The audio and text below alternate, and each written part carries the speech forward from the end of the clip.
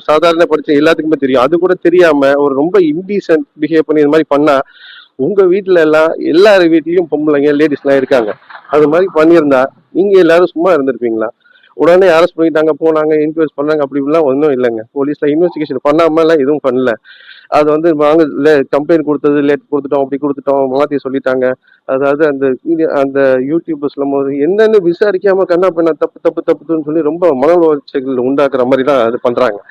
இந்த வந்து லேட்டா அதை வந்து அவர் வந்து ஆஹ், உண்மையாவே நடந்ததெல்லாம் அவங்க இந்த மாமியார் தள்ளி விட்டு அடிச்சது இல்ல. ஓடி வந்து அவர் வந்து மேல பட்டு அடிச்சு, நான் தள்ளி விட்டு மேல பட்டு அடிச்சேன்லாம் சொல்லி சொல்றாங்க. அவன் வந்து விழுந்தா நான் தாங்க தடுமாறி கீழே விழுந்துட்டேன். மேல வந்து ரெண்டு மூணு பேர் சேர்ந்து அடிக்கும் போது மனைவியும் அவங்களையும் போய் தடுக்கிறத அப்புறம் அவங்களையும் சேர்த்து அடிக்க ஆரம்பிச்சிட்டாங்க. இது மாதிரிலாம் இல்லைன்னு சொல்லி சொல்றாங்க. ஆனா அந்த ரிப்போர்ட்ல நீங்க வந்து ஹாஸ்பிட்டல்ல போய் அட்மிட் ஆகினா இல்ல உண்மையில பிளட் டெஸ்ட் எடுத்தது பார்த்தோன்னு சொல்லி சொன்னா அந்த ரிப்போர்ட் ரிப்போர்ட் இருக்கு. ரிப்போர்ட்ல அவங்க அந்த மைல்டு கார்டியாக் ப்ராப்ளம் சொல்லிட்டு ரிப்போர்ட்டும் ஆயிருக்கு. பிளட் டெஸ்ட் ரிப்போர்ட்டும் ஆயிருக்கு. அந்த அந்த ரிப்போர்ட்டும் கொடுத்துருக்காங்க.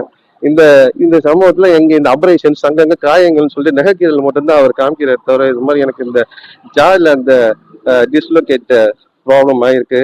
அதுக்கப்புறம் நெஞ்சில, வயிற்றுல, முதுகுல, கால்லங்கள்ல ரத்த காயங்கள் ஏற்பட்டிருக்கு. இது எல்லாமே வந்து ஹாஸ்பிட்டல் ரிப்போர்ட்லயும், அட்மிஷன் ரிப்போர்ட்லயும், போலீஸ் ரிப்போர்ட்லயும் ரொம்ப கிளியரா இருக்கு.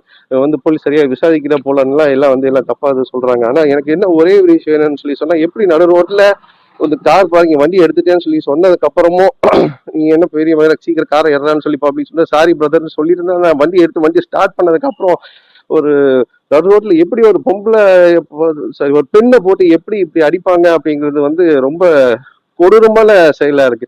அந்த சிசிடிவி ஃபுட்டேஜ் மட்டும் கிடைச்சதுன்னா அது உங்களுக்கே எல்லாத்துக்கும் தெரியும். அது அந்த ஃபுட்டேஜ் நீங்க அந்த மீடியால பாத்தீங்கன்னா என்னன்னு எனக்கு தெரியல.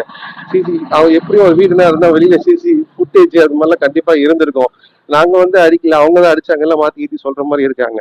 அதே மாதிரி போலீஸ்க்கு ப்ராப்ளம் ஆனவொடனே ஃபர்ஸ்ட் ரிப்போர்ட் பண்ணது நாங்க தான். போன்ல இருந்து கால் பண்ணிட்டு 100க்கு கால் பண்ணேன். 100க்கு கால் பண்ணதுக்கு உண்டான அந்த போன் நம்பரும் இருக்கு.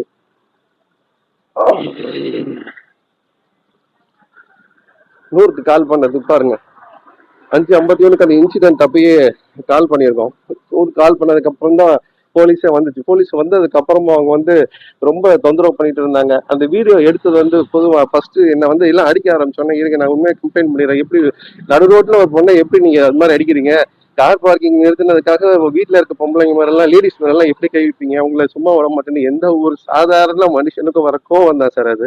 இங்க வீடியோ எல்லாம் நான் வந்து கத்தி போட்டு ஆக்ரோஷமா வீடியோ எடுத்த மாதிரி எல்லாம் வீடியோ எல்லாம் வருது. அது வந்து எல்லாரும் நினைக்கிறாங்க அதுதான் சண்டை போட்ட வீடியோ.